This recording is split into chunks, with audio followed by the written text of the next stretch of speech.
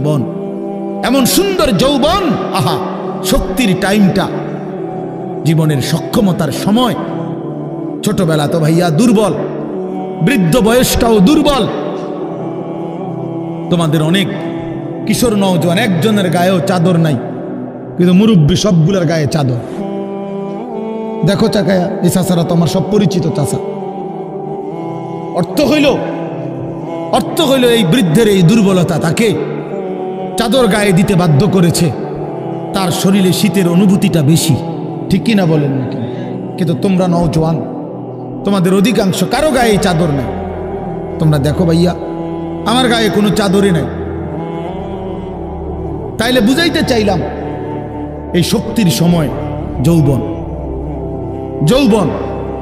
যুবক চাইলে পাহাড় কাইটা সমান করতে পারবে, যুবক চাইলে সাগর নদী মাটি দিয়ে ভরাট করে দিতে পারবে। একটা এলাকার যুবক ছেলেরা যদি চায়, সবার হাতে হাতে মদের বোতল পৌঁছাই দিতে পারবে। একটা সমাজের ছেলেরা যদি চায়, সবার হাতে হাতে নামাজের মুসল্লাও তুলে দিতে পারবে। অতএব ছেলেরা, তোমরা যারা যুবক আয়োজন করছো, আমি তোমাদের উৎসাহ দেই, একটু আগাও, এখানে থাইমা যাইও না। একটা মাহফিল করছি, এক ফোটলা বিরিয়ানি খাওয়াই দিছি, খালাস না বন্ধু, একটু আগাও। তোমরা আবার বসো, যে কয়জনে মাহফিলের আয়োজন করছো তোমরা আবার বসো, যে আমরা কেমনে একটু ভালো হইতে পারি, একটু চরিত্রবান হইতে পারি, আমরা কেমনে নিজেরা নামাজ ধরতে পারি। একটু যদি হিম্মত করো যুবক, ইনশাআল্লাহ ভালো হবে। শনিবার দিন আমি আমার মাদ্রাসায়, এই শনিবারে সকাল 10টা থেকে বিকাল 4:30 পর্যন্ত, এইবারই প্রথমবার আমি আলাদা 16 বছর থেকে 30 বছরের নিচে যাদের বয়স, এই কিশোর যুবকদের জন্য আলাদা ইসলাহি মজলিসের আয়োজন করছিলাম। আমার শায়েখ আল্লামা মুফতি মুশতাকুর নবী সাহেব বয়ান করছেন, আল্লামা মুফতি আমজাদ হুসাইন সাহেব বয়ান করছেন, হজরত মাওলানা মুফতি ইউসুফ বিন ইকবাল বয়ান করছেন, আমাদের কুমিল্লা ক্যান্টনমেন্টের বড় একজন শিশু বিশেষজ্ঞ ডাক্তার মিজানুর রহমান, উনি বয়ান করছেন, আমি নিজে কিছু কথা বলছি। প্রায় 600 ছেলে এন্ট্রিভুক্ত আসছে, এখানে উপস্থিত হয়েছে 600। সন্দ্বীপে, চট্টগ্রামে আমরা প্রতি বছর সন্দ্বীপ যাই, সেখানে 4টা-5টা ছেলে ফজরের নামাজের জন্য, তারা বন্ধু কলেজের ছেলে, 4-5 জন ছেলে মাত্র। ওরা একদিন সিদ্ধান্ত নিছিল, ওরা সবসময় ফজরের নামাজ পড়তো, তো ওরা একদিন সিদ্ধান্ত নিছে যে ফজরের পরে তারা সন্দ্বীপ তো সাগরের পারে, তো সাগরের পারে হাঁটতো তারা। তো তারা একদিন সিদ্ধান্ত নিছিল আজ থেকে 1 বছর আগে, যে আমরা সকালবেলা না হাইটা চলো আমরা বন্ধুদেরকে ফজরের জন্য জাগাই, ফজরের ক্যাম্পেইন করি, ফজরের জন্য গণসংযোগ করি। এই 4-5 জন ছেলে উদ্যোগ নিয়ে শুরু করছে। ঠিক 1 বছরের মেহনতে এই গত নভেম্বর, 24 সালের নভেম্বরে আমি গেছি মাহফিলে, ওইখানে তারা আমার লিস্টেড, ফজরের পরে আমি তাদের জন্য আলাদা বয়ান করছি, তাদের আলাদা মাহফিল হয়েছে ফজরের পরে। মানে রাইতে আমি যেই প্যান্ডেলে ওয়াজ করছি, ওই প্যান্ডেলটা তারা সকালের জন্য আবার ভাড়া নিছে। বুঝেন না এই কথা? আমি ওখানে ছিলাম, আর ওখানে রাত্রে আসা যায় না, ওইটা সন্দ্বীপে স্পিড বোট দিয়ে আইতে যাইতে হয়, তো রাইতে আওয়ানোর সিস্টেম নাই, থাকতে হয়। এই জন্য ফজরের পরে আবার বয়ান করছি 1.5 ঘন্টা। তো ওরা, আমি বললাম এত ভোরে ছেলেরা আইবনি, কয় হুজুর আসবেন ইনশাআল্লাহ, আপনি দেখেন। তারা আমারে দেখাইছে কাগজে কলমে লিস্টেড করা, প্রায় 4,500 ছেলে এখন ফজরের নামাজ জামাতে পড়ে। যুবক চাইলে কি না পারে, যুবক চাইলে ভাঙতে পারে, যুবক চাইলে গড়তে পারে, যুবক চাইলে বুলডোজার দিয়ে সমান করে লাইতে পারে, সমান করে ফেলতে পারে। আবার সেই ভাঙার উপরে যুবক চাইলে গড়তেও পারে। আল্লাহ তাআলা নওজোয়ানের শরীরে অসম্ভব হিম্মত দান করছে, অসম্ভব হিম্মত। এই জন্য বাপ, আমি যুবক যারা, তাদেরকে উৎসাহিত করলাম। মহান আল্লাহ পাক রব্বুল আলামিন আমাদেরকে বলছেন, আমি তোমাদের ইমানদার, ইমান নিলাম, আমি ইমান দিছি বান্দা, আমি গত বছর যখন তাবলীগের সফরে ছিলাম দিনাজপুর জেলায়, গত বছর আগস্ট মাসে ৭২ বছর বয়স্ক একজন হিন্দু লোককে কালেমার দাওয়াত দিছিলাম। ওনার 2 ছেলে মুসলমান। ওনারে আমি 2.5 ঘন্টা কালেমার দাওয়াত দিছি। আমরা 3 জন আলেম মিলে কত অনুনয় বিনয় করছি, কাকুতি মিনতি করছি, কাঁদছি, চোখের পানি ফেলছি। একটা বার চাচা কালেমা পড়েন, আপনার ছেলে মুসলমান, ছেলের বউ মুসলমান, আপনার নাতি নাতনি সব মুসলমান, আপনি এখনো বসে আছেন কেন? আহা, এই ৭২ বছর হয়ে গেছে। বুড়া মিয়া কয় আমি ওটা বলবো না। বলে নাই। আমি আমার সাথীদের কাছে, আমার 26 জন সাথী নিয়ে চিল্লাই গেছি। 16 জন আলেম, এক চিল্লা সফরে 950 মানুষ আল্লাহর রাস্তায় বের হয়েছে চিল্লার জন্য।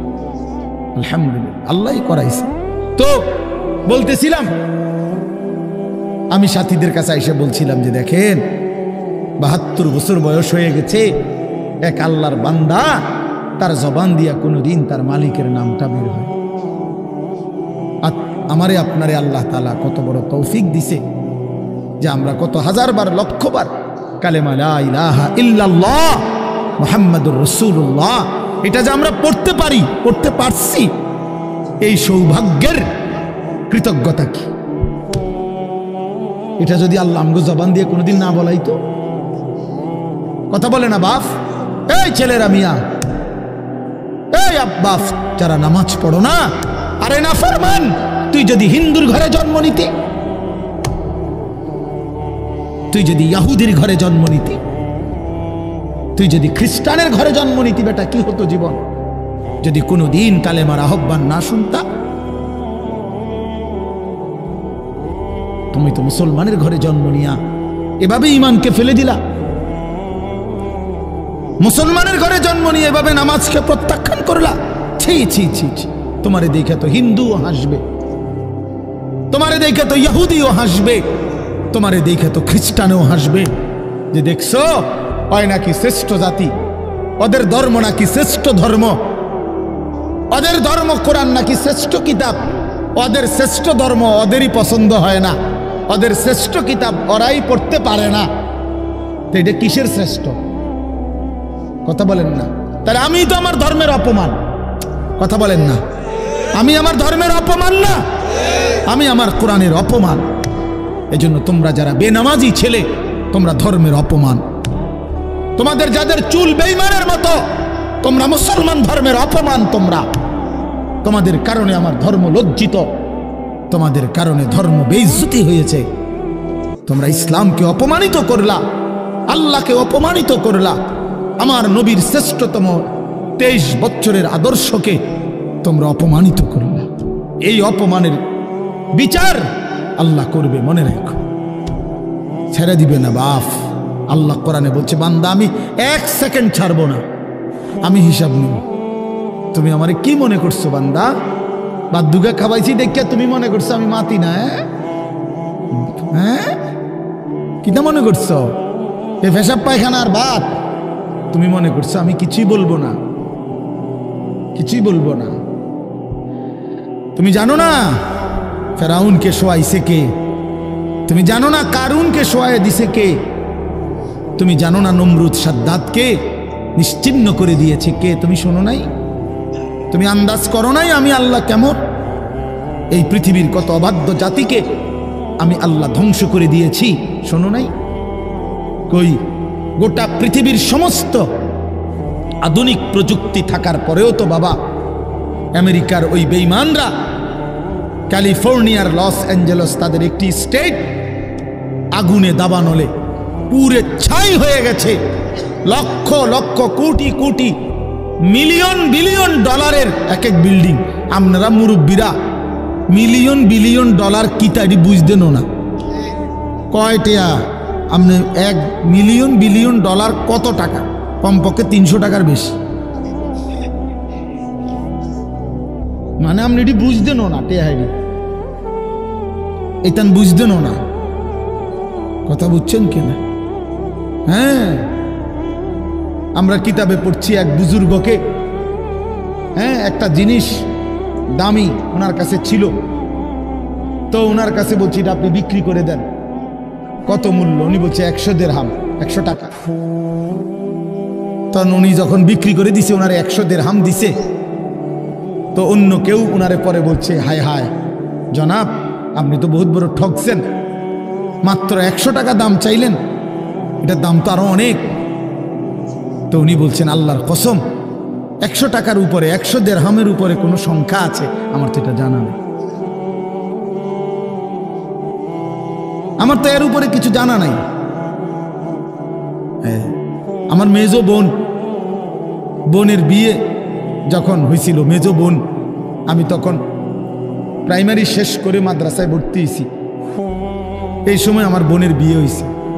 তো বোন জামাই যখন ওই আগে ছোটবেলায় বিয়ের দিন বোন জামাই যখন আসছে, তখন শরবত খাওয়াইছি যে গেইটে নাকি, তখন কিছু টাকা দিতে হয় না, যে শরবত খাওয়ায় তারে। তো আমারে 100টা টাকা দিছে উনি প্রথম। তো এগুলা নাকি ওনার কাছে আরো টাকা ছিল, তো এগুলো ওই আরো একটু সাফাসাফি করলে আরো দেয়, আরো কিছু দেয়, না মানলে আরো দেয়, এমনি এমনি নিয়ম ছিল। আমার 100 টাকা দিছে, আর এটা দেখে আমি একটা দৌড়ে আইয়া লাইছি। আমার পুরো মনে আছে, একেবারে কসম, আমার পুরো এখনো মনে হইলো আর এই কথাটা। আমার একেবারে আমার ভাই, চাচাতো ভাইটাই বা অন্যরা এত দমকাইছে, বেউকুফ, 100 টাকা লইয়া দুধ দিয়ে আইয়া লাইছ। আমি বলছি, আমি তো আসলে এর চাইতে বেশি টাকা জীবনে আর দেখি নাই। তো বলতে চাইলাম, হাজার হাজার কোটি কোটি মিলিয়ন ডলারের এই বাড়ি ভবন, এগুলো পৃথিবীর সর্বাধুনিক প্রযুক্তি দিয়ে, অত্যাধুনিক প্রযুক্তি থাকা সত্ত্বেও, আধুনিক সরঞ্জামাদি থাকার পরেও বাপ আল্লাহর দেওয়া আযাবে আগুনে যখন জ্বলছে, এই কয়দিন হইল কোনো বেঈমানে 1 সেকেন্ডের জন্য আগুন নিভাইতে পারে নাই। 14,000 ফায়ার সার্ভিস কর্মী একসাথে আপনার পানি দিছে, আরো বাড়ে, আগুন আরো বাড়ছে। তার মানে বোঝা গেল বাবা, পৃথিবীর কারো শক্তি মূলত কোনো শক্তি না, আল্লাহর শক্তির সামনে, আল্লাহর ফয়সালার সামনে। আল্লাহ যদি ভালো রাখে তাইলেই ভালো থাকা। হ্যাঁ, আপনার টাকা তো আছে 1000 কোটি টাকা, কিন্তু আপনার ফেডে অসুখ, আপনি টেহা দিয়ে কিনবেন। আপনার টাকা তো আছে লক্ষ কোটি টাকা, কিন্তু আপনার তো ডায়াবেটিস, আপনি কিনবেন টাকা দিয়ে কি করবেন? আপনি 7,000 ধন হইলেও কি লাভ হবে আপনার? এই জন্য আমি অনুরোধ করছি, আমরা মুমিন, আল্লাহ আমাদেরকে বলছে এটাই কথা, সকলেই আল্লাহর কথা শুনবে এটা জরুরি না, এবং সবার সৌভাগ্য হবে এটাও জরুরি। আসমানের ফয়সালা, আল্লাহ তাআলার ফয়সালা। আল্লাহর কথা বলতে পারা এটাও সৌভাগ্য, শুনতে পারা এটাও সৌভাগ্য, ইন্তেজাম করতে পারা এটাও সৌভাগ্য। যালিকা ফাদলুল্লাহি ইউতিহি মান ইয়াশা। আল্লাহ তাআলা বলছেন এটা আল্লাহ তাআলার ফজল, অনুগ্রহ, দয়া, তিনি যাকে ইচ্ছে করেন দিয়ে থাকেন, তিনি যাকে ইচ্ছে। হযরতে বেলাল রাদিয়াল্লাহু তাআলা আনহু, ওনার বাড়ি মক্কা মদিনা না, অনেক দূরে, কিন্তু উনি মুসলমান হয়েছেন, সাহাবী হয়েছেন। হযরতে হুযাইফা নবীজির সাহাবী, ওনার বাড়ি মক্কা মদিনা না, ইয়ামান, উনি মুসলমান হয়েছেন, সাহাবী হয়েছেন। হযরতে সালমান, ওনার বাড়ি মক্কা মদিনা না, ওনার বাড়ি ইরান, পারস্য। তো উনি সেখান থেকে আল্লাহ আনাইছে, উনি কালেমাওয়ালা হয়েছে। হযরত আবু হুরায়রা রাদিয়াল্লাহু তাআলা, বিখ্যাত সাহাবী, সবাই নাম জানে। আবু হুরায়রার নাম সবাই জানেন না?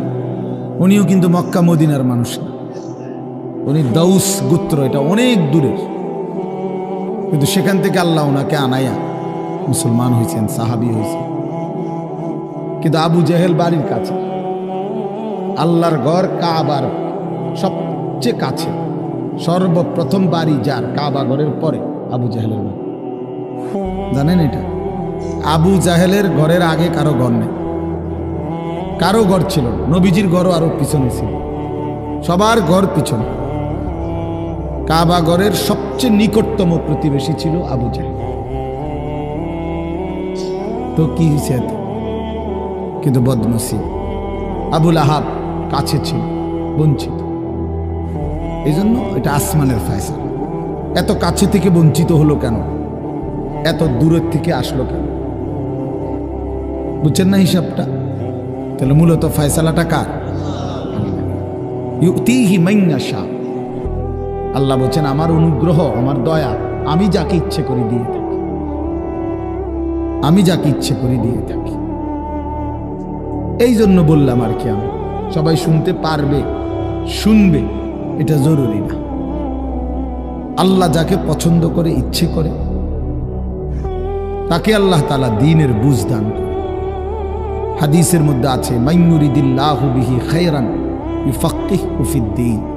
আল্লাহ যার ভালো চান, কল্যাণ করতে চান, তাকেই আল্লাহ তাআলা দ্বীনের বুঝ দান করে, দ্বীনের বুঝ দান করে। নবীজি বলেন ইজা আরাদাল্লাহু বিআবদিন খায়রান ইস্তা'মালাহু। আল্লাহ যখন তার কোনো বান্দার ব্যাপারে ভালোর ফয়সালা করে, তো আল্লাহ তাআলা তাকে কাজে লাগান। সাহাবীরা জিজ্ঞেস করছে কিভাবে কাজে লাগায়? কাইফা ইস্তা'মিলুহু, হে আল্লাহ রাসূল, আল্লাহ তাকে কাজে লাগান কিভাবে? তো নবীজি বলেন ইউওয়াফিকুহু লিআমালিন ক্বাবলাল মাউত। আল্লাহ যাকে ভালো চান তাকে মৃত্যুর আগে আগে নেক আমল করার তৌফিক দান করেন। এটাই তারে কাজে লাগাইছে যে ঠিক আছে, তোমারই দিয়ে আমি আমার সেজদা দেওয়া, তোমারই দিয়ে আমি আমার ঘরের খেদমত নেব, তোমারই দিয়ে আমি আমার কোরআনের খেদমত নেব। আল্লাহ তাকে আমলের তৌফিক দিয়ে থাকেন। তাইলে এই জন্য বললাম, এটা সব সময় মনে রাখবে, আল্লাহর দেওয়া তৌফিক ছাড়া বান্দা নামাজ পড়তে পারে না। বাত আল্লাহ সবাইকে খাওয়ায়, সেজদা আল্লাহ সবাইকে দিয়ে দেওয়ায় না। দুনিয়ার প্রয়োজন আল্লাহ সকলের প্রয়োজন পূরণ করে। জন্তু জানোয়ার, কুকুর বিড়াল, সাপ বিচ্ছু, কাফের মুশরিক বেঈমান নাস্তিক মুরতাদ, এদের সকলের দুনিয়াবি প্রয়োজন আল্লাহ পূরণ করে। এই খানা পিনা, পেশাব পায়খানা, হ্যাঁ জরুরত, এগুলো তো আল্লাহ তাআলা জন্তু জানোয়ারেরও পূরণ করে। কিন্তু সেজদা, আল্লাহর গোলামি, আল্লাহর ইবাদত সবাইকে দিয়ে আল্লাহ করায় না। আল্লাহ যাকে পছন্দ করে, ইচ্ছে করে, তাকেই আল্লাহ তাআলা তার দ্বীনের জন্য কাজে লাগায়, আল্লাহর ইবাদতের তৌফিক দান করে। এই জন্য এটা সব সময় মনে রাখতে হবে। নবী সাল্লাল্লাহু আলাইহি ওয়াসাল্লাম দোয়া করতেন যে আল্লাহ আমার ইবাদত, আপনার ইবাদত সুন্দরভাবে করার জন্য আপনি আমার সাহায্য করেন। আপনি সাহায্য না করলে হবে না, আপনি তৌফিক না দিলে হবে না। আল্লাহুম্মা লা মানিআ লিমা আ'তাইত। আপনি দিলে বাধা দিবে কে? আপনি না দিলে দিবে কে? আপনাকে বাদ দিয়ে কারো কোনো চেষ্টায় কি লাভ হবে? কোনো লাভ হবে না। এই জন্য এটা অনেক বড় ইহসান, আল্লাহ তাআলার দয়া। আল্লাহ যাকে পছন্দ করে, ইচ্ছে করে, দয়া করে, আল্লাহর ইচ্ছা হয়, আল্লাহ তাকে কোরআন পড়তে দেয়, দ্বীন মানতে দেয়, আল্লাহকে সেজদা করতে দেয়।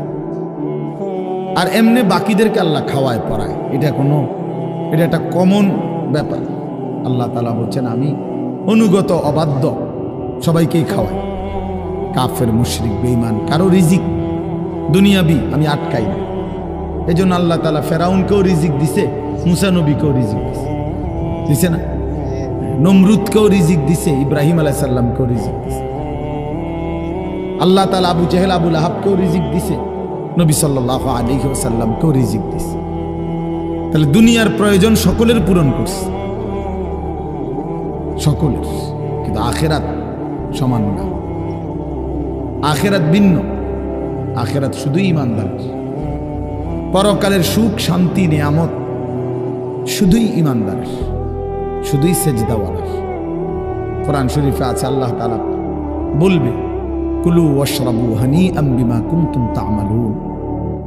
আমার বান্দা বিগত জীবন দুনিয়াতে যে আমল করছো তার বিনিময়ে আজকে জান্নাতে খাও, পান করো, ওগুলোর বিনিময়ে। কুলু ওয়াশরাবু হানিআম বিমা আসলাফতুম ফিল আইয়ামিল খালিয়া।